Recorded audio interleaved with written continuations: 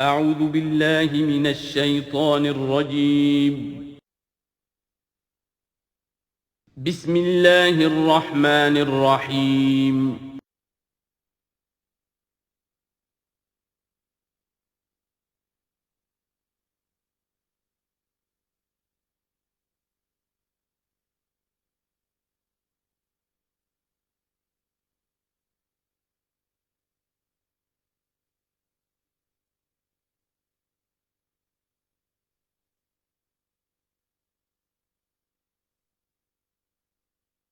اعوذ باللہ من الشیطان الرجیم بسم اللہ الرحمن الرحیم قل لا اقول لكم عندي خزائن الله ولا اعلم الغیب ولا اقول لكم انی ملک ان اتبع الا ما یوحى الی قل هل يستوي الاعمى والبصیر افلا تتفکرون صدق اللہ العظیم۔ اے نبی ان سے کہہ دیجئے میں تم سے یہ نہیں کہتا کہ میرے اختیار میں ہیں اللہ کے خزانے، تم مجھ سے کہتے ہو یہ دکھاؤ یہ دکھاؤ یہ دکھاؤ، میں نے کب دعویٰ کیا ہے کہ میرا اختیار ہے؟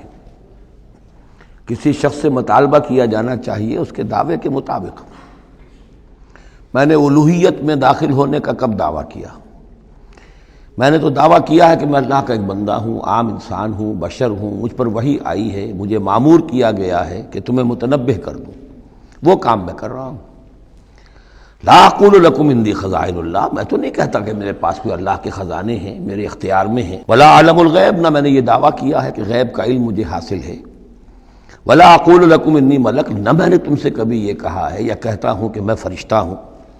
ان اتبع الا ما یوحی الی، میں تو بس اتباع کر رہا ہوں اس شے کی کہ جو مجھے طرف وحی کی جا رہی ہے۔ قل هل يستوي الاعمى والبصیر، کہیے تو پھر اب برابر ہو جائیں گے دیکھنے والے اور اندھے؟ افلا تتفکرون، تو کیا تم تفکر نہیں کرتے، غور و فکر سے کام نہیں لیتے؟ وانذر بہ، اب پھر یہاں بہ پر زور دے رہا ہوں میں۔ اے نبی اس قرآن کے ذریعے سے خبردار کر دیجئے، آپ کا کام انذار ہے، تبشیر ہے۔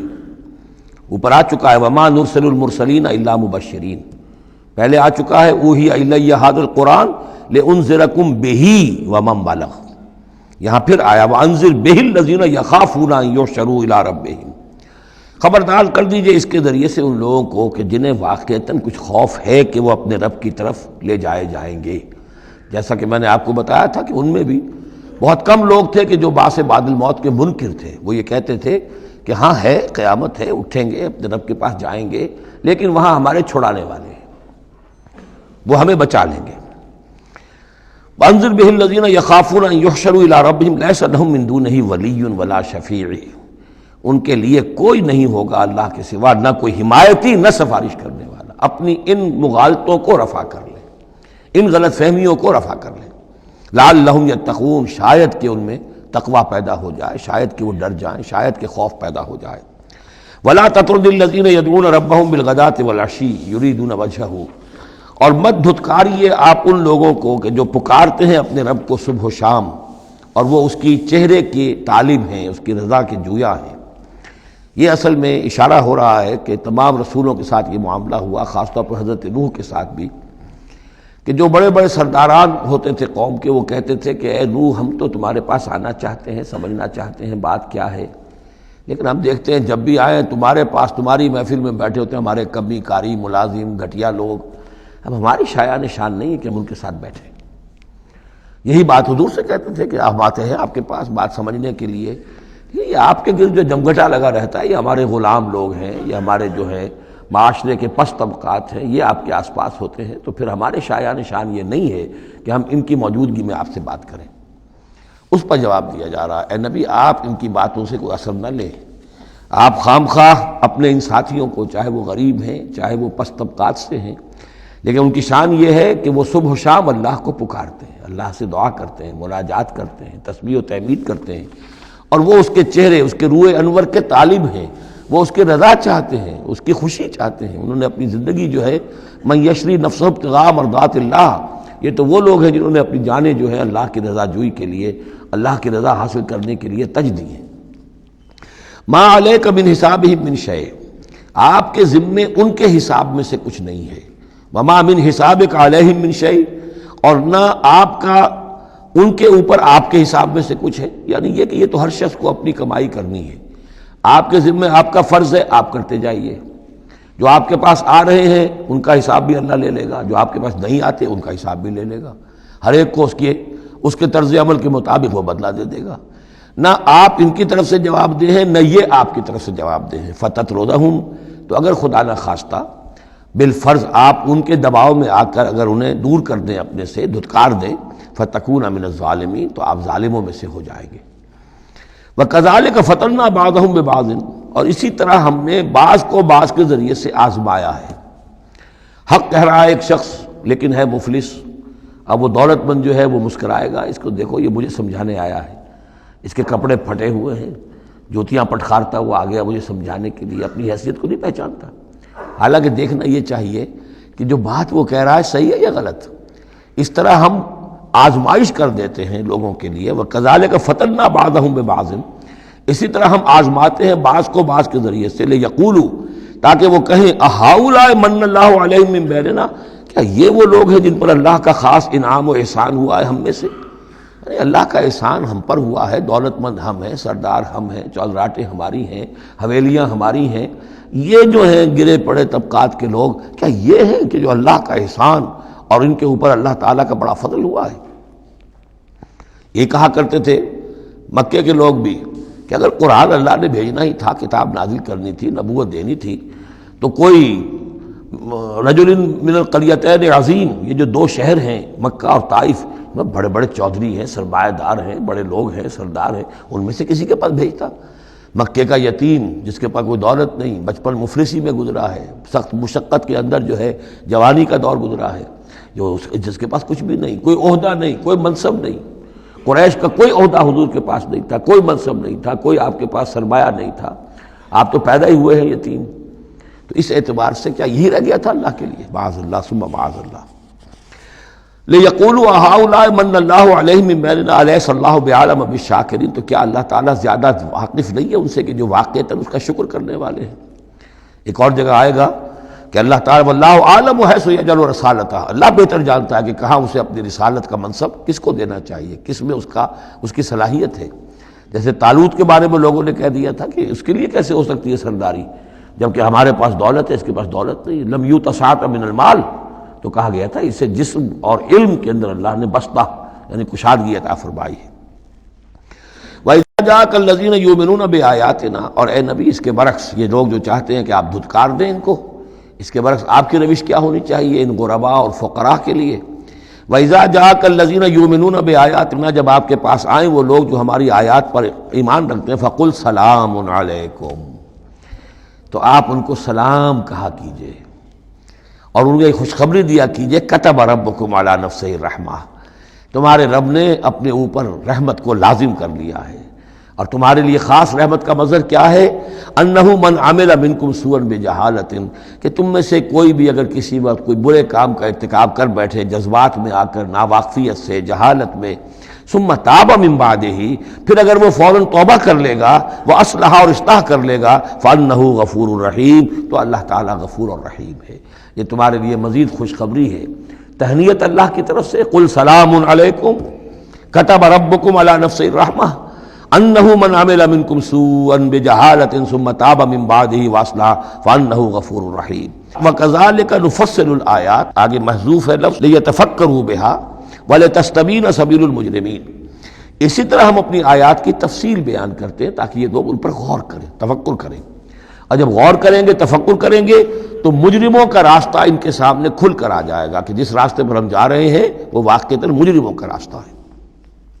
قُلْ إِنِّي نُهِيتُ أَنْ أَعْبُدَ الَّذِينَ تَدْعُونَ مِن دُونِ اللَّهِ، کہہ دیجئے مجھے تو روک دیا گیا ہے ان کو پوجنے سے کہ جن کو تم پکارتے ہو اللہ کے سوا، یہ لات عزا منات ان کو میں نہیں پکار سکتا، مجھے روک دیا گیا ہے، مجھے تو حکم دیا گیا ہے لا تدعوا مع اللہ احدا، اللہ کے ساتھ کسی اور کو مت پکارو۔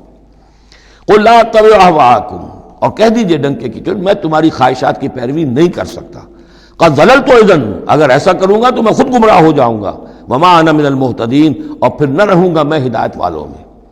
قل انی علی بینۃ من ربی، اب اس کو ذرا نوٹ کر لیجئے کہہ دیجئے کہ میں تو اپنے رب کی طرف سے ایک بڑی بینہ پر ہوں، میں جس راستے پر چل رہا ہوں روشن راستہ ہے، میں اس کا باطن بھی جانتا ہوں، اس کی حقیقت بھی مجھ پر منکشف ہے۔ اور یہ بینہ اصل میں کیا ہے، یہ جا کر آگے سورہ ہود میں یہ بات زیادہ کھلے گی کہ بینہ جو ہے وہ ایک عام انسان کے لیے دو چیزوں سے بنتی ہے، فطرت سلیمہ، جیسا کہ میں نے شروع میں عرض کیا تھا آپ سے، فطرت سلیمہ، عقل سلیم، اس سے انسان ایک حد تک آ گیا، پھر اللہ کی وحی جو آئی اس نے تصدیق کر دی، یہ بینہ بن گیا۔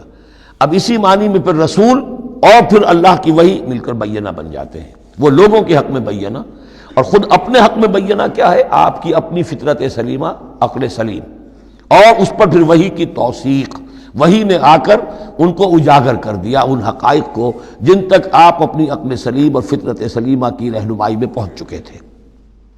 قل انی علی بینۃ من ربی، کہہ دیجئے میں کوئی اندھیرے میں ٹامک ٹوئیاں نہیں مار رہا ہوں، تم جو مجھ سے مطالبے کر رہے ہو، مجھ پر دباؤ ڈال رہے ہو، میں تو اپنے رب کی طرف سے بینہ پر ہوں۔ وَكَذَّبْتُمْ بِهِ، تم نے اسے جھٹلا دیا ہے، مَا عِندِي مَا تَسْتَعْجِلُونَ بِهِ، میرے پاس وہ شے موجود نہیں ہے جس کی تم جلدی مچا رہے ہو۔ وہ جلدی مچاتے تھے، لے آئیے عذاب، بہت سن چکے ہم، کان پک گئے سن سن کر ہمارے، عذاب آئے گا، عذاب آئے گا، عذاب، کہاں ہے وہ عذاب، کہاں رکا ہوا ہے، 10 برس ہو گئے، میرے پاس نہیں ہے، میرے اختیار میں نہیں ہے۔ وہ عذاب بھی آئے گا، اللہ کے فیصلے سے آئے گا، جب وہ چاہے گا آئے گا۔ ما عندی ما تستعجلون بھی، جس چیز کی تم جلدی مچا رہے ہو وہ میرے اختیار میں نہیں ہے۔ ان الحکم الا للہ، فیصلے کا اختیار کلیتاً اللہ کے ہاتھ میں ہے۔ یقص الحق، وہ حق بات بیان کر دیتا ہے، وہو خیر الفاصلین، اور وہ سب سے اچھا فیصلہ کرنے والا ہے۔ قل لو ان عندی ما تستعجلون به، اب اس میں وہ تلخی جو ہے وہ ظاہر ہو رہی ہے کہ تم جو تنگ آ گئے ہو میری باتیں سن سن کر، میرے اندر بھی تمہاری جانب سے بیزاری پیدا ہو چکی ہے۔ قل لو ان عندی ما تستعجلون به، کہہ دیجئے اگر میرے ہاتھ میں ہوتا، میرے اختیار میں ہوتا، میرے پاس ہوتا جس کی تم جلدی مچا رہے ہو، لقضی الامر بینی و بینکم، تو میرے اور تمہارے مابین کبھی کا فیصلہ طے ہو چکا ہوتا، میں تمہیں ابھی مزید مہلت نہ دیتا۔ تم اگر تمہارے کان پک گئے تو میں بھی تنگ آ چکا ہوں، میرے بھی اب جو ہے صبر کا پیمانہ جو ہے وہ ایک حد کو پہنچ چکا ہے۔ لقضی الامر بینی و بینکم، میرے اور تمہارے مابین کبھی کا فیصلہ چکا دیا گیا ہوتا۔ واللہ عالم بالظالمین، اللہ خوب واقف ہے ظالموں سے۔ وَعِندَهُ مَفَاتِحُ الْغَیب، اسی کے پاس ہے خزانے غیب کے۔ یہ مفاتح جو یہاں جمع آیا ہے تو مفتاح کہتے ہیں کنجی کو، اس کی جمع بھی ہے، اور مفتاح کہتے ہیں اس کو جس سے کھولا گیا، یعنی خزانہ۔ یہاں پر مفتاح کی جمع ہے یہ مفاتح۔ وَعِندَهُ مَفَاتِحُ الْغَیب، اسی کے پاس غیب کے سارے خزانے ہیں، لا يَعْلَمُهَا إِلَّا هُوَ، کوئی جانتا ہی نہیں ان کو سوائے اس کے۔ وَيَعْلَمُ مَا فِي الْبَرِّ وَالْبَحْرِ، اور وہ تو جانتا ہے جو کچھ خشکی میں ہے اور جو کچھ سمندر میں ہے۔ وَمَا تَسْقُطُ مِنْ وَرَقَةٍ إِلَّا يَعْلَمُهَا، اور نہیں گرتا کوئی ایک پتا بھی کسی درخت سے مگر اللہ کے علم میں ہوتا ہے۔ وَلَا حَبَّةٍ فِي ظُلُمَاتِ الْأَرْضِ وَلَا رَطْبٍ وَلَا يَابِسٍ، نہیں گرتا کوئی دانہ، نہ زمین کی تاریکیوں میں، وہ دانہ گھستا ہے زمین کے اندر بیج کی شکل میں، ولا رطبن، نہ کوئی ہری چیز تر و تازہ، ولا یابس، نہ سوکھی چیز، الا فی کتاب مبین، ایک کتاب مبین میں سب کی سب موجود ہے۔ یہ کتاب مبین اللہ کا علم قدیم ہے، اللہ کا علم قدیم جس میں کہ ہر شے موجود ہے، ما کان و ما یکون، آن واحد کی طرح۔ وَهُوَ الَّذِي يَتَوَفَّاكُم بِاللَّيْلِ، اب یہ لفظ یہاں پر آ گیا ہے، وہ جو قادیانیوں کے ساری خباثت کا توڑ جو ہے، وہ جو میں نے وضاحت آپ کو بیان کی تھی کہ وفا یوفی یتوفا، اب یہاں آ گیا وَهُوَ الَّذِي يَتَوَفَّاكُم بِاللَّيْلِ، وہی ہے جو تمہیں وفات دیتا ہے رات کے وقت۔ کیا وفات دیتا ہے؟ کیا انسان مر جاتا؟ نہیں، جان تو رہتی ہے، شعور نہیں رہتا۔ میں نے کہا تھا 3 چیزیں ہیں، جسم ہے، جان ہے، جان میں شعور ہے۔ بڑا پیارا ایک شعر ہے فارسی کا، جان نہاں در جسم او در جان نہاں، جسم کے اندر تو پنہا ہے جان، جان میں وہ پنہا ہے۔ 3 چیزیں ہو گئیں۔ یہاں اس شعر میں وہ سے مراد کچھ اور ہے، اس وقت میں اس پر نہیں جاؤں گا، لیکن 3 چیزیں سمجھ لیجئے۔ جان نہاں در جسم، جسم کے اندر جان پنہا ہے، او در جان نہاں، وہ جان میں نہاں ہے، اے نہاں اندر نہاں اے جان جان۔ یہ پھر کسی اور جگہ پر پڑھیں گے اس شعر کو انشاءاللہ۔ اب سمجھ لیجئے، ایک جسم ہے، جسم میں جان ہے، جان میں شعور ہے، اصل شے تو شعور ہے، لہذا نیند میں صرف شعور لے گئے، موت ہوئی تو شعور بھی لے گئے، جان بھی لے گئے، اور عیسیٰ کو لے گئے، شعور بھی لے گئے، جان بھی لے گئے، جسم بھی لے گئے۔ تو توفع جو ہے کل کا کل پورے طور پر ہوا ہے حضرت عیسیٰ علیہ السلام کا۔ ہمارا توفع یا توفی جو ہوتا ہے وہ تو ادھورا ہوتا ہے، جسم یہیں رہ جاتا ہے، جان اور شعور چلا جاتے ہیں، اور نیند میں شعور چلا گیا۔ وَهُوَ الَّذِي يَتَوَفَّاكُم بِاللَّيْلِ وَيَعْلَمُ مَا جَرَحْتُم بِالنَّهَارِ، وہی ہے جو تمہیں وفات دے دیتا ہے، قبضے میں لے لیتا ہے، یتوفاکم رات کے وقت، اور وہ جانتا ہے جو کچھ کہ تم کرتے ہو دن کے وقت۔ ثم یبعثکم فیہ، پھر وہ دوبارہ اگلی صبح کو پھر تمہیں اٹھا دے گا، لیقضی اجل مسمی، تاکہ وہ تمہاری جو مہلت ہے وہ پوری ہو جائے۔ یعنی روزانہ ایک طرح سے ہم موت کی آغوش میں چلے جاتے ہیں۔ آدھی موت تو ہے، نیند کسے کہتے ہیں؟ آدھی موت ہے۔ یہی وجہ ہے کہ جو دعا ہے صبح کو اٹھنے کے وقت کی جو مسنون دعا ہے، الحمدللہ الذی احیانی بعدما اماتنی والیہ النشور، کل شکر اور کل حمد اور کل تعریف اس اللہ کے لیے ہے جس نے مجھے دوبارہ زندہ کیا اس کے بعد کہ مجھ پر موت وارد کر دی تھی۔ نیند جو ہے وہ موت کی بہن ہے، اور اسی طرح اٹھنا ہے اللہ کی طرف۔ یہ بڑا ایک عجیب نکتہ ہے، اس کو ذہن میں اس کو اپریشیٹ کیجئے۔ جو شخص صبح آنکھ کھلتے ہی جس کے زبان پر یہ الفاظ آتے ہوں، الحمدللہ الذی احیانی بعدما اماتنی والیہ النشور، قیامت کے دن جب وہ اٹھے گا اس کی زبان پر یہی ترانہ خود بخود آ جائے گا، اس وقت ہوگا وہ 100% درست۔ الحمدللہ الذی احیانی بعدما اماتنی والیہ النشور، کیونکہ عادت پڑی ہے، ہمیشہ کہا ہے، جیسے ہی شعور آیا الحمدللہ الذی احیانی بعدما اماتنی والیہ النشور، تو یہ وہ ترانہ جو ہے جو کہ باعث بعد الموت کے وقت ہماری زبان پر ہوگا، اس کا ریہرسل ہے جو آپ روزانہ کریں گے اگر یہ عادت پختہ کر لیں۔ وَهُوَ الَّذِي يَتَوَفَّاكُم بِاللَّيْلِ وَيَعْلَمُ مَا جَرَحْتُم بِالنَّهَارِ ثُمَّ يَبْعَثُكُم فِيهِ لِيُقْضَىٰ أَجَلٌ مُّسَمًّى ثُمَّ إِلَيْهِ مَرْجِعُكُم، پھر اسی کی طرف تم سب کا لوٹنا ہے۔ ثُمَّ يُنَبِّئُكُم بِمَا كُنتُمْ تَعْمَلُونَ، پھر وہ تمہیں جتلا دے گا جو کچھ کہ تم کرتے رہے تھے۔ وَهُوَ الْقَاهِرُ فَوْقَ عِبَادِهِ، اور وہ اپنے بندوں پر، یہ لفظ کئی مرتبہ آیا ہے اس صورت کے اندر، اللہ پوری طرح غالب ہے، قابو یافتہ ہے اپنے بندوں پر۔ وَيُرْسِلُ عَلَيْكُمْ حَفَظًا، اور وہ تم پر نگہبان بھیجتا رہتا ہے۔ ہر انسان کے ساتھ فرشتے باڈی گارڈ کی حیثیت سے موجود ہیں، اس لیے کہ جب تک اللہ نے اجل معین رکھی ہوئی ہے اس وقت تک تو زندہ رکھنا ہے۔ وہ زندہ رکھنے کے لیے حفظہ، حفاظت کرنے والے نگہبان، وہ جو میں نے ایک دفعہ پہلے بھی کہا تھا، بسا اوقات تو محسوس ہوتا ہے کہ جیسے گاڑی ایسے سناٹے سے آپ کے ساتھ سے گزری ہے کہ معلوم ہوتا ہے کسی نے ہاتھ دے کر آپ کو بچایا، ورنہ بچنے کا کوئی امکان نہیں تھا۔ تو کوئی ہے، جب معلوم ہے کہ ابھی اس کی موت کا وقت نہیں آیا تو بچانے والے فرشتے ہمارے ساتھ ہوتے ہیں۔ حتیٰ اذا جاء احدکم الموت، یہاں تک کہ جب تم میں سے کسی کی موت کا وقت آتا ہے، توفتہ رسلنا، اب یا پھر توفا آ گیا، اب یہاں پہ شعور اور جان دونوں جائے گا۔ توفتہ رسلنا، تو ہمارے بھیجے ہوئے فرشتے جو ہیں وہ اس کو قبضے میں لے لیتے ہیں، وہم لا یفرطون، اور اس میں کوئی کمی نہیں کرتے، کوئی کوتاہی نہیں کرتے، جو حکم آیا اور جب آیا۔ ثم ردوا الی اللہ مولاہم الحق، پھر وہ لوٹا دیے جاتے ہیں اب اللہ کی طرف جو ان کا مولا ہے برحق، سچا۔ الا لہ الحکم، آگاہ ہو جاؤ، فیصلے کا اختیار اسی کے ہاتھ میں ہے، حاکمیت اسی کی ہے۔ ان الحکم الا للہ، یہ دوسری مرتبہ آیا یہاں۔ وہو اسرع الحاسبین، اور وہ حساب کرنے والوں میں سب سے بڑھ کر تیز ہے، یعنی اسے دیر نہیں لگے گی۔ اس کے کمپیوٹرز جو ہیں وہ کوئی بہت ہی سپر کمپیوٹر جن کا ہم تصور بھی نہیں کر سکتے۔ قل من ینجیکم من ظلمات البر والبحر تدعونہ تضرعا وخفیا، ان سے پوچھئے کون تمہیں نجات دیتا ہے اندھیروں میں سے، وہ تاریکی کے ہوں یا سمندر کے۔ سمندر میں گھپ اندھیرا ہے، کشتی چل رہی ہے، کچھ نظر نہیں آ رہا ہے، اوپر بادل بھی ہیں، اب اس وقت انسان کو کچھ نہیں سوچتا، ہاتھ کو ہاتھ سجھائی نہیں دے رہا، کون تمہیں پھر بھی بچاتا ہے وہاں؟ من ینجیکم۔ اسی طرح کوئی قافلہ ہے بھٹک گیا ہے، اندھیری شب ہے، جدا اپنے قافلے سے ہے تو، اب یہ کہ اندھیرے کے اندر بھٹک رہا ہے، نہ دائیں کا نہ بائیں کا پتہ نہیں، ہر درخت معلوم ہوتا ہے کوئی آسیب ہے، کوئی بھوت ہے جنہیں چلا آ رہا ہے، پھر بھی اللہ بچاتا ہے تمہیں۔ من ینجیکم من ظلمات البر والبحر تدعونہ تضرعا وخفیا، اس وقت تو تم پکارتے ہو اللہ کو بہت ہی گڑ گڑاتے ہوئے اور دل ہی دل میں خفیہ خفیہ، اللہ بچا دے، اے اللہ اس وقت کو راستہ بنا دے، کوئی دستگیری ہو جائے، کسی طرف سے روشنی ہو جائے۔ لئن انجانا من ہذہ، اور کہتے ہو تم دل میں اگر اللہ نے ہم کو اس سے بچا لیا، نجات دے دی لنکونن من الشاکرین، پھر تو اب باقی زندگی تو بالکل اللہ کے شکر گزار بندے بن کر ہم گزار دیں گے۔ قل اللہ ینجیکم منہا، اللہ تعالیٰ پھر نجات دیتا ہے تمہیں اس سے، ومن کل کرب، اور ہر کرب سے، ہر تکلیف سے، ثم انتم تشرکون، پھر اس کے بعد تم آگے پھر شرک شروع کر دیتے ہو، پھر تمہیں اپنی دیویاں دیوتا، اپنے آلہہ، اپنے چودھری، اپنے سردار یاد آ جاتے ہیں۔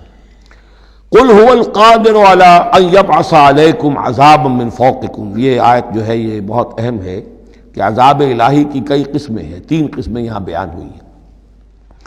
کہہ دیجئے وہ قادر ہے اس پر کہ تم پر بھیج دے کوئی عذاب من فوقکم، تمہارے اوپر سے، آسمان کا ٹکڑا گر جائے، کوئی میٹیورائٹ گر جائے، جو بعد خبریں آتی رہتی ہیں کوئی آ رہا ہے، لیکن یہ کہ وہ پھر تحلیل ہو جاتا ہے کہیں، جو بھی اوزون لیئر ہے یا کچھ اور ہے بچت ہے، لیکن یہ کہ اگر اللہ چاہے تو جہاں آسمان پر سے کوئی عذاب بھیج دے آپ کے اوپر، او من تحت ارجلکم، یا آپ کے قدموں کے نیچے سے، زمین پھٹ جائے، شق ہو جائے، زلزلہ آئے، زمین دھس جائے، یہ بھی ہوتا ہے، خسف ہوں گے، قیامت سے پہلے بڑے بڑے 3 خسف ہونے ہیں جن کی خبر دی گئی ہے احادیث کے اندر، بڑے بڑے ٹکڑے زمین کے دھس جائیں گے اندر۔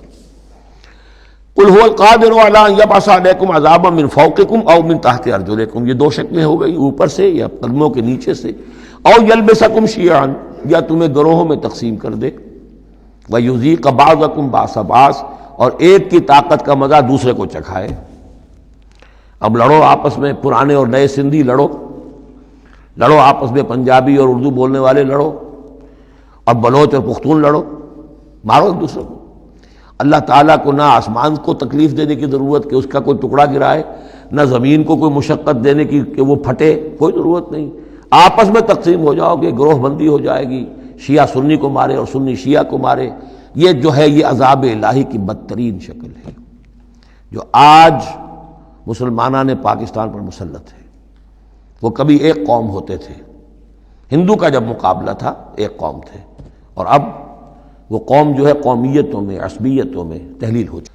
انظر کیف نصرف الآیات لعلہم یفقہون، دیکھو کیسے ہم اپنی آیات کی تصریف کرتے ہیں، تصریف کہتے ہیں آیات کو گھمانا، ایک ہی بات کو اسلوب بدل بدل کر، انداز بدل بدل کر، ترتیب بدل بدل کر لانا۔ ایک پھول کا مضمون ہو تو 100 رنگ سے باندھو۔ وَكَذَّبَ بِهِ قَوْمُكَ وَهُوَ الْحَقُّ، اور اے نبی آپ کی قوم نے اسے جھٹلا دیا، بہی مراد قرآن، یعنی میں نے عرض کیا کہ اس صورت کیا یہ عمود، حصی معجزہ کوئی نہیں دکھائیں گے، اصل معجزہ محمد کا یہ قرآن ہے صلی اللہ علیہ وسلم، اسی لیے بہی بہی بہی اس کی تکرار اس میں کثرت سے ملے گی۔ وَكَذَّبَ بِهِ قَوْمُكَ وَهُوَ الْحَقُّ، یہ قرآن الحق ہے، لیکن اے نبی آپ کی قوم نے اس کو جھٹلا دیا ہے۔ قُلْ لَسْتُ عَلَيْكُمْ بِوَكِيلٍ، ان سے کہہ دیجئے میں اب تمہارا ذمہ دار نہیں ہوں، اب میں نہیں کہہ سکتا کہ کب اللہ کے عذاب کا بند جو ہے وہ کھل جائے اور تمہارے اوپر وہ عذاب ہلاکت جو ہے وہ آ جائے۔ لِكُلِّ نَبَوْ مُسْتَقَرٌ، كُلِّ نَبَإٍ مُسْتَقَرٌ، ہر خبر، ہر بڑی بات کے لیے وقت معین ہے۔ فَسَوْفَ تَعْلَمُونَ، میں نہیں کہہ سکتا، جیسے کہ سورہ انبیاء میں فرمایا وَإِنْ أَدْرِيَ قَرِيبٌ أَمْ بَعِيدٌ مَا تُوعَدُونَ، میں یہ نہیں جانتا کہ جس کی تمہیں دھمکی دی جا رہی ہے وہ قریب آ چکا یا دور ہے، ٹائم ٹیبل اللہ کے علم میں ہے، لیکن یہ میں جانتا ہوں کہ اگر تمہاری روش یہی رہی تو عذاب آ کر رہے گا۔ بسوف تعلمون، اور ان قریب تمہیں معلوم ہو جائے گا۔ وَإِذَا رَأَيْتَ الَّذِينَ يَخُوضُونَ فِي آيَاتِنَا، یہ وہ آیت آ گئی جس کا حوالہ سورہ نساء کی آیت نمبر 140 میں آیا تھا کہ تمہیں پہلے ہدایت دی گئی تھی کہ جب تم لوگوں کو دیکھو کہ وہ ہماری آیات کا استہزاء کر رہے ہیں، تبصر کر رہے ہیں، تو ان کے پاس بیٹھو مت، اٹھ کر چلے جاؤ، کم سے کم یہ کہ ایک پروٹیسٹ میں واک آؤٹ تو وہاں سے ہو جائے۔ وَإِذَا رَأَيْتَ الَّذِينَ يَخُوضُونَ فِي آيَاتِنَا، اور جب تم دیکھو لوگوں کو کہ وہ ہماری آیات میں خوض، مین میخ نکال رہے ہیں۔ دیکھیے اردو میں ہم ایک لفظ بولتے ہیں غور و خوض، بڑا غور و خوض ہو رہا ہے، بہت غور و خوض کے بعد میں اس نتیجے پر پہنچا ہوں۔ یہ دونوں لفظ جو عربی زبان کے بہت قریب کے ہیں، غور کے معنی، غور اچھے معنی میں آتا ہے، اور خوض برے معنی میں آتا ہے۔ صحیح چھان پھٹک کرنا اور غور کرنا، اس کے ما لہو ما علیہ، فار کیا ہے، اگینسٹ کیا ہے، یہ مثبت انداز میں یہ ہے غور۔ خوض ہے مین میخ نکالنا، اس کے اندر جو ہے بال کی کھال خام خواہ کو اتارنا، یہ کوشش ہے، یہ خوض ہے۔ وَإِذَا رَأَيْتَ الَّذِينَ يَخُوضُونَ فِي آيَاتِنَا، جبکہ وہ ہماری آیات میں اس طریقے کا معاملہ کر رہے ہوں، تو جب تم دیکھو فاعرض عنہم، تو ان سے کنارہ کرو، حتی یخوضوا فی حدیث غیرہ، یہاں تک کہ پھر وہ کسی اور بات میں لگ جائیں، کسی اور مذاق میں، ٹھٹے میں، پھر تم ان کے پاس جا سکتے ہو۔ وَإِمَّا يُنْسِيَنَّكَ الشَّيْطَانُ فَلَا تَقْعُدْ بَعْدَ الذِّكْرَىٰ، اور اگر تمہیں شیطان بھلا دے، تم بیٹھے ہوئے تھے وہاں، گفتگو شروع ہوئی، کچھ دیر تک تمہیں احساس نہیں ہوا کہ یہ تم اس کام میں لگ گئے ہیں، تو تمہیں یاد نہیں آیا، لیکن فَلَا تَقْعُدْ بَعْدَ الذِّكْرَىٰ، جب یاد آ جائے تو مت بیٹھو ان کے ساتھ، مع القوم الظالمین، ان ظالموں کے ساتھ، پھر وہاں سے واک آؤٹ کرو احتجاجاً، اور پھر یہ البتہ منتظر رہو، چونکہ دعوت و تبلیغ کے لیے پھر تمہیں آنا ہے۔ تو قالوا سلاما، علیحدہ بھی ہو تو وہ لٹ مار کے نہ ہو، بلکہ یہ کہ اٹھو وہاں سے تو بڑی خوبصورتی کے ساتھ۔ وَمَا عَلَى الَّذِينَ يَتَّقُونَ مِنْ حِسَابِهِم مِّن شَيْءٍ، اور یقیناً جو لوگ اللہ کی تقویٰ کی روش اختیار کرتے ہیں ان پر ان کے حساب کی کوئی ذمہ داری نہیں ہے، وَلَٰكِنْ ذِكْرَىٰ لَعَلَّهُمْ يَتَّقُونَ، لیکن یہ یاد دہانی ہے تاکہ وہ تقویٰ اختیار کریں۔ وَذَرِ الَّذِينَ اتَّخَذُوا دِينَهُمْ لَعِبًا وَلَهْوًا، اور چھوڑو ان کو، دفع کرو، نظر انداز کرو، ان سے آپ نظر پھیر لو کہ جنہوں نے اپنے دین کو کھیل اور کود بنا لیا ہے، کھیل، ہنسی مذاق، ٹھٹا۔ بہت سے لوگ اب بھی مل جائیں گے آپ کو دین کے معاملے میں کبھی سنجیدہ ہوتے ہی نہیں، دین کی بات اگر شروع ہوگی تو وہ اسے استہزاء میں، تمسخر میں، ٹٹ بٹس میں، اینیکڈوٹس میں، یہ واقعات یوں ہو گیا تھا، یہ ایسا تھا، اس میں اس کو جو ہے وہ بالکل ختم کر دیں گے۔ وَذَرِ الَّذِينَ اتَّخَذُوا دِينَهُمْ لَعِبًا وَلَهْوًا وَغَرَّتْهُمُ الْحَيَاةُ الدُّنْيَا، اور ان کو تو اصل میں دھوکے میں مبتلا کر دیا ہے دنیا کی زندگی نے، ساری توجہات ادھر ہیں، بھاگ دوڑ اس کے لیے ہے، زیادہ سے زیادہ کمانا ہے، مال جمع کرنا ہے، حلال سے ہو حرام سے ہو، ساز و سامان کی فکر پڑی ہوئی ہے۔ وَذَكِّرْ بِهِ، اب پھر بہی کو نوٹ کیجئے، تذکیر کیجئے اس کے قرآن کے ذریعے سے تذکیر کیجئے، جیسے کہ سورہ قاف کی آخری آیت ہے فَذَكِّرْ بِالْقُرْآنِ مَنْ يَخَافُ وَعِيدٍ، قرآن کے ذریعے سے تذکیر کیجئے اس شخص کو کہ جس کے اندر کچھ خوف ہے اللہ کے وعدے کا اور اللہ کی وعید کا۔ تو یہاں بھی آیا کہ آپ ان کو چھوڑیے، وَذَكِّرْ بِهِ أَن تُبْصَرَ نَفْسٌ بِمَا كَسَبَتْ، اس قرآن کے ذریعے سے انہیں تذکیر کرائیے، یاد دہانی کرائیے کہ مبادا کوئی شخص گرفتار ہو جائے اپنے کرتوتوں کے عوض، وہ وقت نہ آ جائے کہ تم اپنی رنگ رلیوں اور کرتوتوں کے عوض رہن رکھے جاؤ، گرفتار ہو جاؤ۔ لیس لہا من دون اللہ ولی ولا شفیع، پھر اس کے لیے اللہ کے سوا کوئی نہیں ہوگا، یا اللہ کے مقابلے میں اللہ سے بچانے والا کوئی نہیں ہوگا، نہ کوئی ولی اور نہ شفیع۔ دیکھیے دوسری مرتبہ کیٹیگوریکل ڈینائل شفیع کی آیت الکرسی کے ضمن میں عرض کر چکا ہوں، بیشتر مقامات پر قرآن مجید میں کیٹیگوریکل ڈینائل ہے، کوئی شفاعت نہیں۔ البتہ ہے ایک شفاعت کا، ایک شفاعت حقہ کی ایک حیثیت ہے، اس کو سمجھنے کی ضرورت ہے، اس کی شرائط ہے، اس کی لیمٹس ہیں۔ اگر ان شرائط اور لیمٹ سے آزاد کر دیں گے تو پھر یہ ہے کہ وہ شفاعت کا جو تصور ہے ایمان بالآخرت کی نفی کر دے گا، پھر کوئی فائدہ ہی نہیں، ڈر کا آئے گا۔ جب چھڑوانے والے ہیں جو چاہو کرو، جو بھی کچھ ہے، لیکن تیرے محبوب کی امت میں ہے، شرابی ہیں، زانی ہیں، بدماش ہیں، چور ہیں، ڈاکو ہیں، حرام خور ہیں، غبن کرتے ہیں، جو بھی کچھ ہے، لیکن تیرے محبوب کی امت میں ہے، تو اگر تو اسی پر کوئی معاملہ طے ہونا ہے تو خام خواہ کاہے کو آدمی ہاتھ روکے، بابر بعیش کوش کے عالم دوبارہ نہیں است، پھر تو جو عیش کر سکتے ہو کرو، جہاں ہاتھ پڑتا ہے کیوں روکتے ہو؟ تو سیدھی سیدھی بات ہے۔ لیس لہا من دون اللہ ولی ولا شفیع وان تعدل کل عدل، یہ وہی عدل آ گیا، اور اگر فدیہ دینا چاہیں کل کا کل فدیہ، لا یؤخذ منہا، نہیں قبول کیا جائے گا۔ واتقوا یوما لا تجزی نفس عن نفس شیئا ولا يقبل منها شفاعۃ ولا یؤخذ منها عدل ولا هم ينصرون، جو یہ 2 مرتبہ سورہ بقرہ میں آ چکا ہے۔ اولئک الذین ابسلوا بما کسبوا، یہ لوگ تو اب گرفتار ہو چکے ہیں اپنی کرتوتوں کے عوض، اب یہ رہن ہے۔ لہم شراب من حمیم، ان کے لیے تو ہے پینے کے لیے تو کھولتا ہوا پانی، وعذاب علیم بما کانوا یکفرون، اور دردناک عذاب ہوگا ان کے کفر کی پاداش میں۔ قل اندعو من دون اللہ ما لا ينفعنا ولا يضرنا، اے نبی ان سے کہیے کیا ہم پکاریں اللہ کو چھوڑ کر ان چیزوں کو جو نہ ہمیں نفع پہنچا سکتی ہے نہ نقصان؟ یہ بت کیا نفع پہنچائیں گے تمہیں، کیا نقصان پہنچائیں گے؟ خود اپنی حفاظت کر نہیں سکتے، اپنی مکھیاں اڑا نہیں سکتے، ان کو پکارتے ہو، ان کے سامنے سجدے کرتے ہو، ان کو متھے ٹیکتے ہو۔ اندعو من دون اللہ ما لا ينفعنا ولا يضرنا، خیر بت کی بات تو ہو گئی بہت ہی واضح، باقی بھی اس کائنات کے اندر کوئی کسی کے لیے نہ خیر کے پر قدرت رکھتا ہے نہ شر پر، الا باللہ،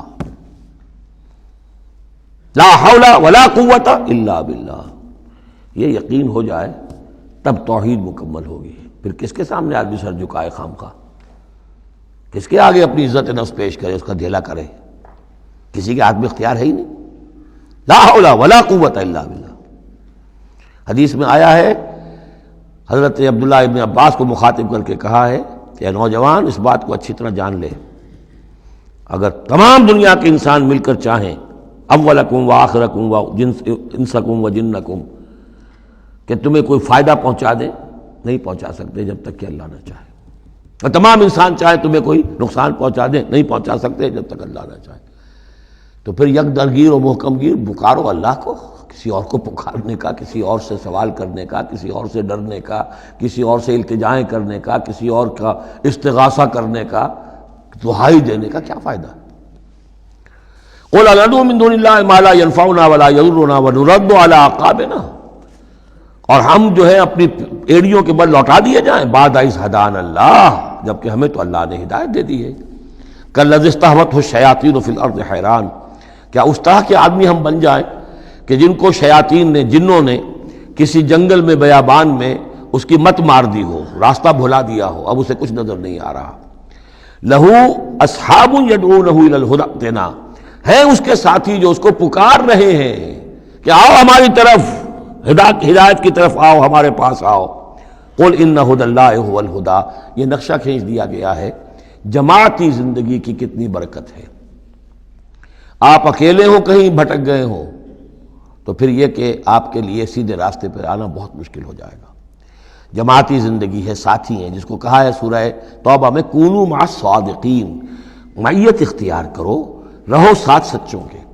کسی وقت ہوتا ہے انسان کو کوئی ایسی آزمائش پیش آ گئی ہے، اس کا دماغ چکرا گیا ہے، گھوم گیا ہے، نہیں سمجھ میں آ رہا، راستہ نہیں نکل رہا، مشکل بڑی آ گئی ہے، ایک طرف حرام ہے، لیکن یہ ہے کہ دباؤ کو بہت پڑ رہا ہے، گھر والوں کا پڑ رہا ہے، بچوں کا پڑ رہا ہے، بیوی کا پڑ رہا ہے، راستہ غلط ہے۔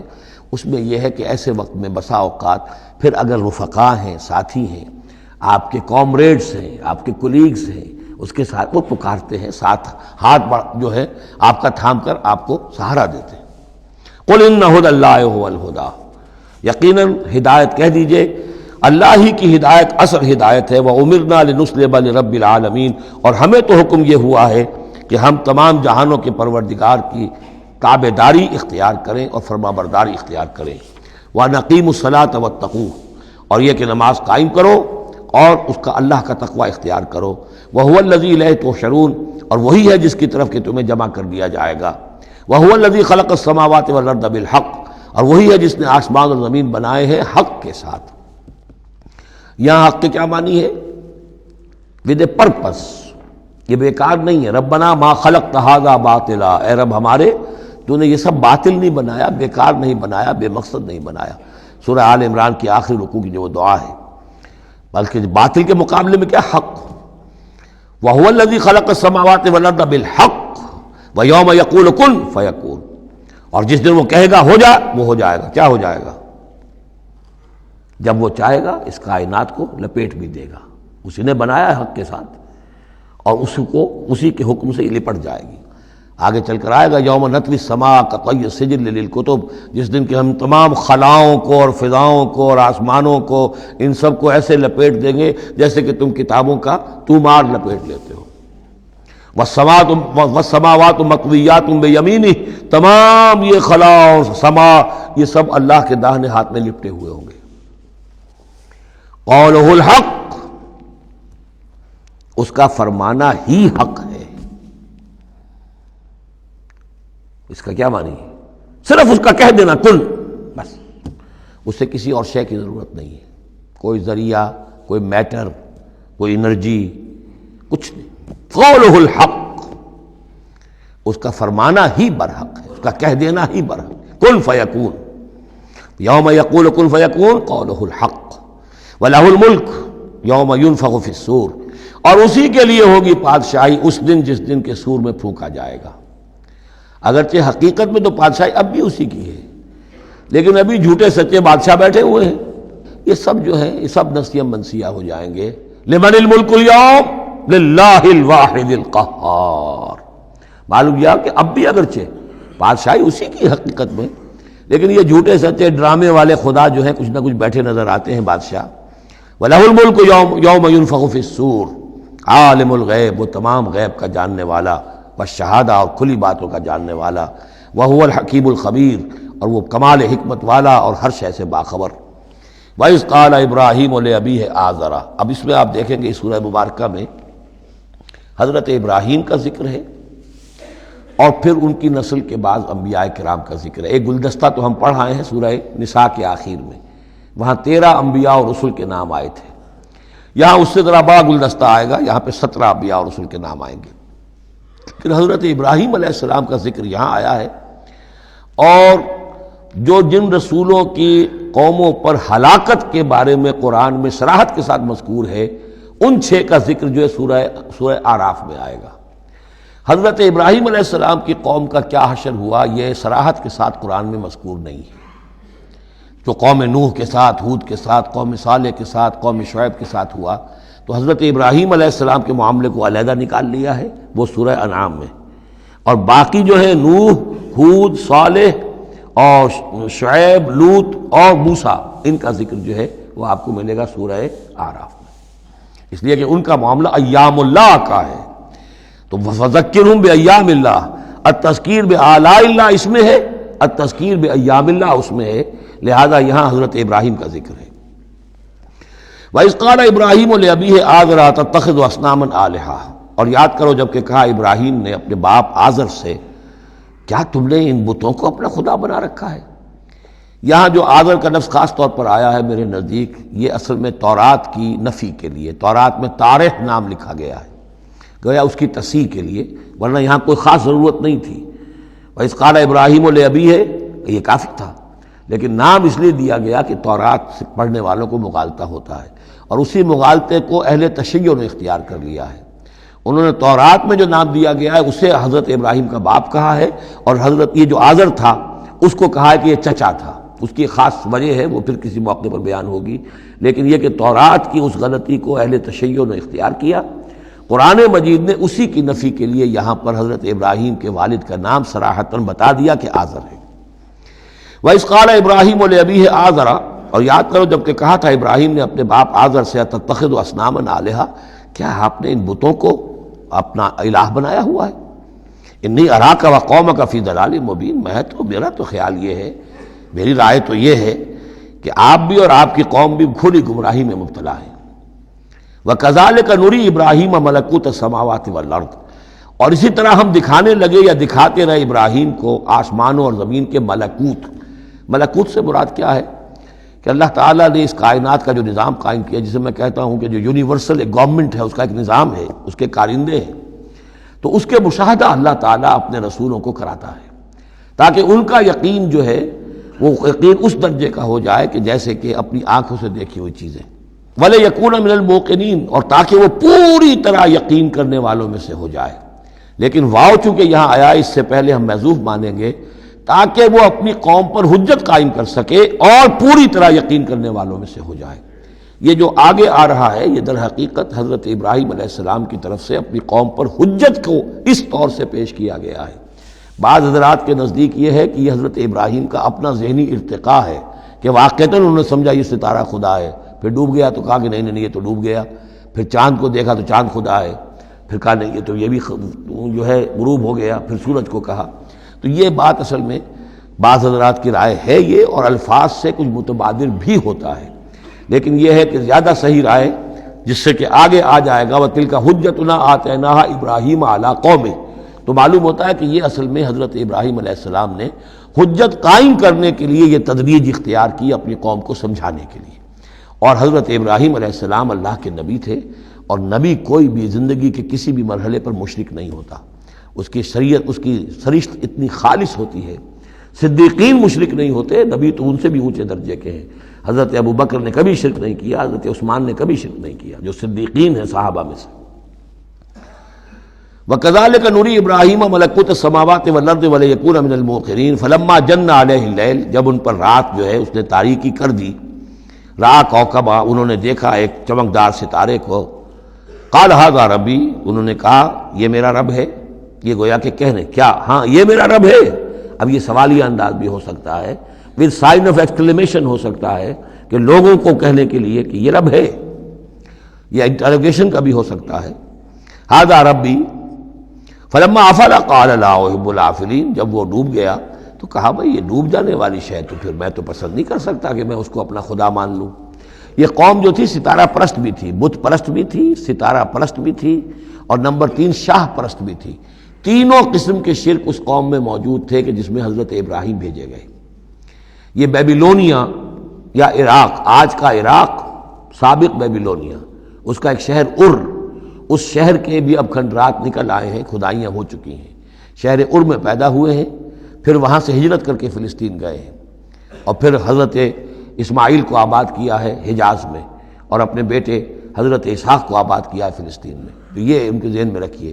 اور اس وقت عراق میں یہ شرک جو ہے گھٹا ٹوپ اندھیرے تھے کہ ان کے ہاں بت پرستی بھی تھی، ستارہ پرستی بھی تھی، اور تیسرے یہ کہ بادشاہ بھی نمرود جو تھا وہ یہ کہتا تھا کہ میں خدا ہوں۔ اس کا مکالمہ جو ہے جو اس نے کیا تھا محاجہ حضرت ابراہیم سے، وہ سورہ بقرہ میں ہم پڑھ چکے ہیں۔ انا احیی و امید، میں بھی یہ اختیار رکھتا ہوں، جس کو چاہوں زندہ رکھوں، جس کو چاہوں مار دوں۔ فلما رأى القمر بازغا، جب انہوں نے دیکھا چاند چمکتا ہوا، قال ھذا ربی، کہا ہاں یہ معلوم ہوتا ہے کہ یہ ہے رب۔ فلما افل قال لئن لم يهدنی ربی، جب وہ بھی ڈوب گیا، غائب ہو گیا، تو انہوں نے کہا کہ اگر میرے رب نے مجھے ہدایت نہ دی تو پھر میں تو قوم ضالین میں سے ہو جاؤں گا۔ گویا کہ ابھی یہ الفاظ ہیں کہ جن سے اشارہ ہوتا ہے کہ شاید ابھی ان کا اپنا ذہنی اور فکری ارتقاء ہو رہا ہے۔ میں نے کہا تھا کہ الفاظ سے متبادر ہوتا ہے، لیکن یہ کہ ان دونوں چیزوں کو، دونوں سائڈز کو ناپ تول کر جو رائے بنتی ہے وہ دوسری ہے۔ فلما رأى الشمس بازغة، جب دیکھا سورج بہت چمکدار، قال ھذا ربی ھذا اکبر، تو فرمایا ہاں یہ ہے رب، یہ سب سے بڑا ہے۔ فلما افلت، جب وہ بھی ڈوب گیا، قال یا قوم انی بریء مما تشرکون، انہوں نے کہا اے میری قوم کے لوگوں، میں تو بری ہوں، اعلان برات کرتا ہوں ان سب سے جنہیں تم شریک ٹھہرا رہے ہو۔ انی وجہت وجہی للذی فطر السماوات والارض حنیفا، میں نے تو اپنا رخ کر لیا ہے، اپنا چہرہ جو ہے ادھر کر لیا ہے اس ہستی کی طرف جس نے آسمانوں اور زمین کو بنایا یکسو ہو کر، وما انا من المشرکین، اور میں مشرکوں میں سے نہیں ہوں۔ وحاجہ قومہ، اب اس پر محاجہ کیا ان سے ان کی قوم نے، وہ حجت بازی شروع کر دی، یہ تم نے کیا کہہ دیا؟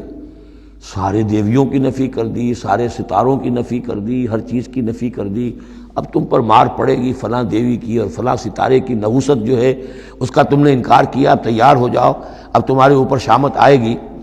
قال تحاجونی فی اللہ وقد ہدان، انہوں نے فرمایا مجھ سے محاجہ کر رہے، حجت بازو کر رہے اللہ کے بارے میں، جبکہ اس نے تو مجھے ہدایت دے دی ہے، مجھے تو اللہ نے ہدایت دی ہے۔ ولا اخاف ما تشرکون بہ، اور مجھے کوئی خوف نہیں ان ہستیوں کا جنہیں تم شریک ٹھہرا رہے ہو، مجھے کوئی خوف نہیں۔ الا ان یشاء ربی شیئا، ہاں اللہ کو چاہے میرے ساتھ کہ کوئی تکلیف مجھے آ جائے، کوئی آزمائش آ جائے تو ٹھیک ہے، میرا رب ہے، لیکن مجھے کوئی کسی کا ڈر نہیں، نہ تمہارے کسی دیوی کا، نہ دیوتا کا، نہ کسی ستارے کی نحوست کا، اور نہ کسی اور کا۔ لا اخاف ما تشرکون بہ، تم جس کا مجھے ڈراوا دے رہے ہو مجھے ان میں سے کسی کا کوئی خوف نہیں۔ الا ان یشاء ربی شیئا، اللہ یہ کہ میرا رب میرے لیے کچھ چاہے، جو چاہے۔ وسع ربی کل شیء علما، یقیناً میرا رب جو ہے وہ تو ہر شے کے علم کے اعتبار سے احاطہ کیے ہوئے ہے۔ افلا تتذکرون، تو کیا تم عقل سے کام نہیں لیتے، تم نہیں سوچتے، نصیحت اخذ نہیں کرتے؟ وکیف اخاف ما اشرکتم، میں کیسے ڈروں ان سے جنہیں تم نے شریک ٹھہرا رکھا ہے۔ ولا تخافون انکم اشرکتم باللہ، جبکہ تم نہیں ڈرتے کہ تم نے اللہ کے ساتھ شریک ٹھہرا دیے۔ ما لم ينزل به علیکم سلطانا، اور ان ہستیوں کو شریک ٹھہرا دیا ہے جن کے لیے کہ اللہ نے کوئی سلطان، کوئی سند نہیں اتاری۔ ہاں اللہ نے اپنی کتابوں میں کوئی سند اتاری ہوتی، عقل انسانی میں اس کی کوئی بنیاد ہوتی تو کوئی بات بھی ہوتی، نہ عقل میں، نہ فطرت میں، نہ کسی آسمانی کتاب میں کسی معبود کے لیے کوئی گنجائش کہیں ہے ہی نہیں۔ وَكَيْفَ أَخَافُ مَا أَشْرَكْتُمْ وَلَا تَخَافُونَ أَنَّكُمْ أَشْرَكْتُمْ بِاللَّهِ مَا لَمْ يُنَزِّلْ بِهِ عَلَيْكُمْ سُلْطَانًا فَأَيُّ الْفَرِيقَيْنِ أَحَقُّ بِالْأَمْنِ إِن كُنتُمْ تَعْلَمُونَ، تو اگر تم علم رکھتے ہو تو بتاؤ دونوں فریقین میں سے، یعنی ایک موحد ہے، ایک اللہ واحد پر ایمان رکھتا ہے، ساری قوت اس کے ہاتھ میں، سارا اقتدار اس کا ہے، ہر شے اس کے قبضہ قدرت میں۔ ایک وہ ہیں کہ جو اس کو ماننے کے ساتھ ساتھ کچھ اور چھوٹے دیوی دیوتا سینکڑوں جو ہیں وہ ان کو بھی مانتے ہیں۔ امن اور چین اور سکون کس کو میسر آئے گا؟ قلبی چین، روحانی اطمینان اور سکون۔ ای الفریقین احق بالامن، ان دونوں میں سے موحدین اور مشرکین میں سے امن، سکون، اطمینان، چین اور راحت کا کون زیادہ حقدار ہے؟ بتاؤ اگر تم جانتے ہو۔ اور اس کا جواب خود دیا، الذین آمنوا ولم یلبسوا ایمانہم بظلم، یقیناً وہ لوگ جو ایمان لائیں اور اپنے ایمان پر کسی طرح کے شرک کی آلودگی نہ ہونے دیں۔ یہاں لفظ ظلم آیا ہے، ظلم کسی چھوٹے گناہ کو بھی کہہ سکتے ہیں، اسی لیے اس پر صحابہ گھبرا گئے تھے کہ حضور کون شخص ہوگا کہ جس نے کبھی کوئی ظلم نہ کیا ہو، اور نہیں تو اپنے اوپر ظلم کرتا ہے آدمی، کسی پر ظلم کرتا ہے۔ تو اس کا تو مطلب ہے کوئی شخص بھی یہ جو مقام ہے جو یہاں بیان کیا جا رہا ہے اس کا جو سزاوار اور اس کا حقدار نہیں ہو سکتا۔ آپ نے فرمایا نہیں، یہاں ظلم سے مراد شرک ہے۔ پھر آپ نے سورہ لقمان کی آیت پڑھی، اس میں فرمایا کہ ان الشرک لظلم عظیم، وَإِذْ قَالَ لُقْمَانُ لِابْنِهِ يَا بُنَيَّ لَا تُشْرِكْ بِاللَّهِ إِنَّ الشِّرْكَ لَظُلْمٌ عَظِيمٌ۔ یہاں پر ظلم سے مراد شرک ہے، یعنی ایمان ایسا ہو کہ جو شرک کی ہر آلودگی سے پاک ہو۔ میں یہاں پھر تذکرہ کیے دیتا ہوں، شروع میں بھی عرض کیا تھا، شرک کسے کہتے ہیں، شرک کی قسمیں کون کون سی ہیں، کون کون سے بھیس بدل کر یہ شرک آتا ہے۔ باہر رنگے کے خواہی جامہ می پوش، من اندازے قدت را می شناسم، تم چاہے کسی بھی رنگ کا لباس پہن کے آ جاؤ، میں تمہیں تمہارے قد سے پہچان لوں گا۔ تو قد سے پہچاننا جو ہے شرک کا آسان نہیں ہے، بھیس بدلتا ہے یہ، اس کے لیے ضروری ہے۔ اور آج کے دور میں شرک کس کس شکل میں موجود ہے اس کا سمجھنا بہت اہم ہے۔ اس موضوع پر میرے 6 گھنٹے کے کیسٹس موجود ہیں۔ الذین آمنوا ولم یلبسوا ایمانہم بظلم، یقیناً وہ لوگ جو ایمان لائے اور جنہوں نے اپنے ایمان میں کسی بھی نوع کے شرک کی آمیزش نہ ہونے دی، اولئک لہم الامن وہم مہتدون، ان کے لیے ہے امن اور وہی ہوں گے راہیاب۔ یہ امن اور ایمان اور اسلام اور سلامتی کا جو آپس میں تعلق ہے لفظی اعتبار سے، وہ اس دعا میں بہت نمایاں ہو جاتا ہے کہ جو حضور ہر نیا جو چاند دیکھتے تھے ہر مہینے کا تو دعا مانگتے تھے، اللہم اہلہ علینا بالامن والایمان والسلامت والاسلام، اے اللہ یہ مہینہ جو شروع ہو رہا ہے اس نئے چاند کے ساتھ، ہلال کے ساتھ، اسے ہم پر طلوع فرما امن اور ایمان کے ساتھ اور سلامتی اور اسلام کے ساتھ۔ تو یہ بڑا گہرا ربط ہے ان الفاظ کے اندر۔ میرا چھوٹا سا کتابچہ ہے قرآن اور امن عالم، آج سے شاید کوئی میں سمجھتا ہوں کہ 30-32 سال پہلے کی تقریر تھی میری، لیکن وہ ان موضوعات پر میں سمجھتا ہوں کہ بہت مختصر لیکن بہت مفید ہے۔ فرمایا وَتِلْكَ حُجَّتُنَا آتَيْنَاهَا إِبْرَاهِيمَ عَلَىٰ قَوْمِهِ، اس کا میں حوالہ دے رہا تھا۔ یہ پوری سرگوشت بیان کر کے اب فرمایا یہ ہماری وہ حجت تھی جو ہم نے ابراہیم کو عطا کی اس کے قوم کے خلاف۔ یہ سارا محاجہ حضرت ابراہیم اپنی قوم سے کر رہے تھے۔ بظاہر اس کو توریہ کہتے ہیں، ایک ہوتا ہے جھوٹ بولنا، ایک ہوتا ہے توریہ۔ توریہ یہ ہے کہ آپ کہیں کوئی بات ایسی جو جھوٹ تو نہیں ہے لیکن جس سے سننے والا مغالطے میں مبتلا ہو جائے۔ مثلا حضرت شیخ الہند رحمۃ اللہ علیہ کا واقعہ ہے، جس زمانے میں ان کے وارنٹ نکلے ہوئے تھے اور وہ حرمین شریفین میں تھے، مکہ مکرمہ میں تھے، وارنٹ نکلا ہوا ہے اور شریف حسین والی مکہ جو ہے اس کے سپاہی ڈھونڈتے پھر رہے ہیں کہ کہاں ہے وہ مولوی ہندوستانی جو ہے جو باغی ہے انگریزوں کا، اس کو پکڑا جائے۔ اب یہ ایک جگہ پر یہ کہیں کھڑے ہوئے تھے تو ایک شرطے نے آ کر جو وہاں کا سپاہی تھا پوچھا ان کے بارے میں محمود الحسن کو جانتے ہو؟ کہ یہاں جانتا ہوں۔ وہ کہاں ہے؟ محمود الحسن کہاں ہے؟ تھوڑا سا 2 قدم پیچھے ہٹ کے کہا ابھی یہیں تھے۔ جھوٹ تو نہیں بولا نا، 2 قدم پیچھے ہٹ کر کہا ابھی یہیں تھے، بالکل سچ بولا۔ اس نے سمجھا ابھی یہیں تھے، دوڑا ادھر، دوڑ گیا اپنے نکل گئے۔ اس کا نام ہے توریہ۔ یہ جھوٹ بھی نہیں ہے لیکن یہ کہ سننے والے کو مغالطہ بھی ہو گیا۔ اصل میں حضرت ابراہیم علیہ السلام کے کلام میں یہ توریہ کا انداز جو ہے وہ بہت ہے، تاکہ لوگوں کو، جیسے جب بتوں کو سب کو توڑ دیا تو کہا کہ اس نے توڑا ہوگا، یہ جو بڑا ہے جو صحیح سالم کھڑا ہوا ہے بڑا بت، اور تیشہ بھی جو ہے جس سے توڑا تھا سب کو وہ اس کے گردن میں لگا دیا کہ یہ جو ہے جو آلہ ہے، آلہ واردات بھی اسی کے پاس سے برآمد ہو رہا ہے اور یہ سالم ہے، باقی سب ٹوٹ گئے ہیں، تو قرائن کی شہادت بھی ہے کہ یہی ہے، پکڑو اس کو۔ تو یہ ہوتا ہے ان کو سمجھانے کے لیے کہ وہ سوچیں، دروں بینی پر آمادہ ہو جائیں۔ تو یہ ہے میرے نزدیک ان آیات کا محل یہ ہے۔ وَتِلْكَ حُجَّتُنَا آتَيْنَاهَا إِبْرَاهِيمَ عَلَىٰ قَوْمِهِ، اور یہ ہماری وہ دلیل تھی جو ہم نے عطا فرمائی ابراہیم کو اس کی قوم کے خلاف۔ نرفع درجات من نشاء، ہم بلند کرتے ہیں درجے جن کے چاہتے ہیں۔ اب ظاہر بات ہے یہاں کہنے کا مقصد یہ ہم نے ابراہیم کے درجے بہت بلند کیے۔ ان ربک حکیم علیم، یقیناً تیرا رب حکیم اور علیم ہے۔ وَوَهَبْنَا لَهُ اسحاق وَيَعْقُوب، اب وہ گلدستہ شروع ہو رہا ہے، اور ہم نے اسے عطا فرمایا اسحاق جیسا بیٹا، یعقوب جیسا پوتا، کلن ہدینا، سب کو ہم نے ہدایت دی، وَنُوحًا ہدینا من قبل، اور نوح کو ہم نے ہدایت دی تھی ان سے بھی پہلے، ومن ذریتہ، اور ان کی اولاد میں سے، حضرت ابراہیم کی اولاد میں سے، داؤد و سلیمان و ایوب و یوسف و موسیٰ و ہارون، کیسے کیسے عظیم نبی ہم نے اٹھائے، داؤد جیسا بادشاہ، سلیمان جیسا بادشاہ، ایوب اور یوسف اور موسیٰ اور ہارون۔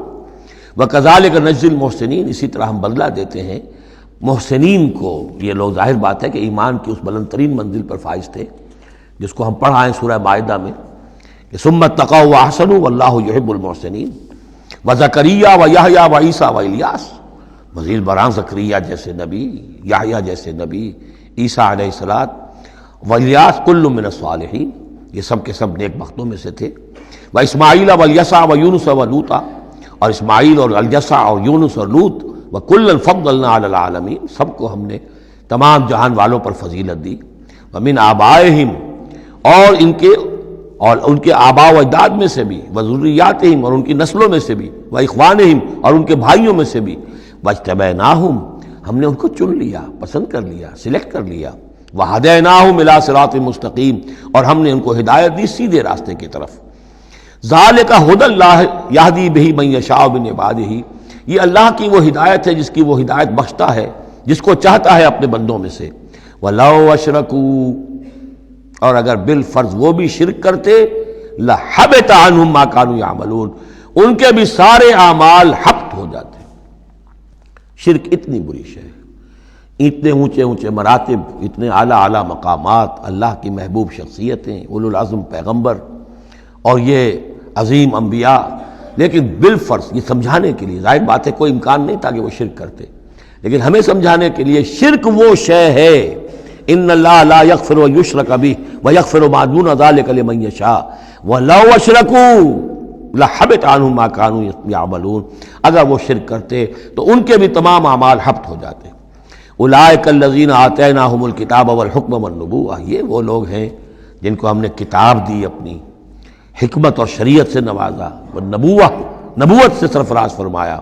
وَإِن يَكْفُرْ بِهَا هَؤُلَاءِ، اور اگر کفران نعمت کریں یہ لوگ اس کی، یہ جو آیات اب اللہ تعالیٰ نے دی ہیں تمہیں اے محمد صلی اللہ علیہ وسلم، اگر یہ لوگ ان آیات کی اب ناشکری کر رہے ہیں، کفران نعمت کر رہے ہیں، اگر وہ ان سے فائدہ نہیں اٹھا رہے، ان کی روشنی سے اپنے دلوں کو منور نہیں کر رہے، فقد وکلنا بہا قوما لیسوا بہا بکافرین، تو ہم نے ایک اور قوم کو تیار کر رکھا اس کام کے لیے کہ وہ اس کی ناقدری نہیں کرے گی، یعنی یہ کہ مدینہ کے انصار انشاءاللہ اس کی قدر کریں گے۔ مکے کے یہ لوگ جو ہیں اگر ناقدری کر رہے ہیں محمد صلی اللہ علیہ وسلم، اور تمہاری باتیں جو ہیں اب تک 10-11 برس ہونے کو آ گئے ہیں، اس کے نتائج جو ہیں بڑے ہی کم سے کم یہ کہ مایوس کن نہیں تو دل شکن ضرور ہے۔ محمد جیسا مبلغ اور رسول اور داعی اور مربی اور مزکی اور معلم، اور 10-12 برس کی جد و جہد میں بمشکل 150 پونے 200 آدمی، پہلے 10 برس میں تو بمشکل 125 آدمی۔ تو یہ ہے کہ اس اعتبار سے فَإِن يَكْفُرْ بِهَا هَؤُلَاءِ، اگر یہ لوگ کفران نعمت کر رہے ہیں ان کا، فقد وکلنا بها، تو ہم نے کچھ مقرر کر دیے ہیں کچھ اور لوگ، قومن، ایک ایسی قوم لیسوا بہا بکافرین، جو ان کی شاید ان کی جو اس کی ناشکری نہیں کریں گے۔ کچھ پتہ نہیں یہ ہماری جو دعوت رجوع القرآن ہے جو کہاں کہاں پھیل رہی ہے، تو یہ بہرحال یہ آیت بڑی اہم ہے اس اعتبار سے۔ آج کے دور میں خاص طور پر یہ ہے کہ کوئی مایوسی انسان کو ہونی نہیں چاہیے، ہمیں تو پتہ بھی نہیں ہے کہ کہاں کہاں یہ بات پھیل رہی ہے، ممکن ہی نہیں ہے مجھے معلوم ہو کہ میرے کیسٹ کہاں کہاں پہنچ گئے۔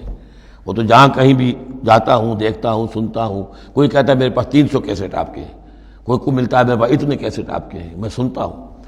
تو اب یہ دعوت پھیل رہی ہے، اب یہ میں نہیں کہہ سکتا کہ کس جگہ پر یہ جڑ پکڑے زمین کے اندر، اور یہ انقلابی دعوت جو ہے قرآن کی وہ وہاں ایک تناور درخت بنے، ایک تحریک زبردست انقلابی اٹھے۔ فَإِنْ يَكْفُرْ بِهَا هَؤُلَاءِ فَقَدْ وَكَّلْنَا بِهَا قَوْمًا لَيْسُوا بِهَا بِكَافِرِينَ۔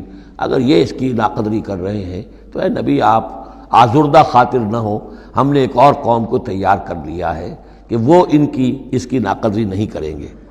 اولئک الذین ھدی اللہ فبہداہ مقتدہ، یہ وہ لوگ ہیں جن کو اللہ نے ہدایت دی تھی۔ یہ 17 نام جو اوپر ہم نے پڑھے ہیں، فرمایا کہ اللہ فرما رہا ہے ہم نے انہیں ہدایت دی تھی، فبہداہ مقتدہ، تو آپ بھی ان کی ہدایت کی پیروی کیجئے۔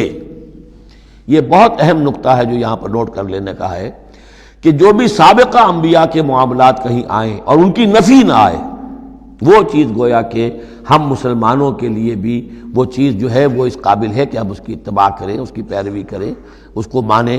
چنانچہ اسی اعتبار سے یہ رجم اور قتل مرتد، یہ 2 سزائیں جو ہیں یہ ہمارے ہاں اہل سنت نے اور تمام مسلمانوں نے یہ لی ہے کہ رجم کی سزا قرآن میں نہیں ہے، یہ سابق شریعت کی سزا ہے جس کو حضور نے برقرار رکھا ہے۔ قتل مرتد کا ذکر بھی قرآن مجید میں نہیں ہے، ایک بھی سابق امت کے اندر سابق شریعت کی سزا ہے جس کو برقرار رکھا گیا ہے۔ جب تک کسی شے کی نفی نہ ہو جائے سابق جو بھی شریعت ہے اس کی، اس وقت تک یہ ہے کہ وہ چیز بھی لاگو رہے گی۔ فرمایا اولئک الذین ھدی اللہ فبہداہ مقتدہ قل لا اسألکم علیہ اجرا، اور کہہ دیجئے کہ میں تم سے اس پر کسی اجر کا طالب نہیں ہوں، میں نے تم سے کوئی محنتانہ کا بھی طلب نہیں کیا، تم سے کوئی معاوضہ نہیں مانگا۔ ان ہوا الا ذکریٰ للعالمین، یہ نہیں ہے مگر تمام جہان والوں کے لیے یاد دہانی ہے، نصیحت ہے۔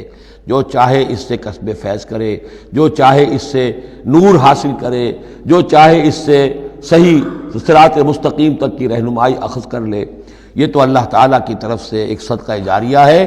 ان ہوا الا ذکریٰ للعالمین، یاد دہانی اور نصیحت ہے تمام جہان والوں کے لیے۔ بارک اللہ لی ولکم فی القرآن العظیم ونفعنی وإیاکم بالآیات والذکر الحکیم۔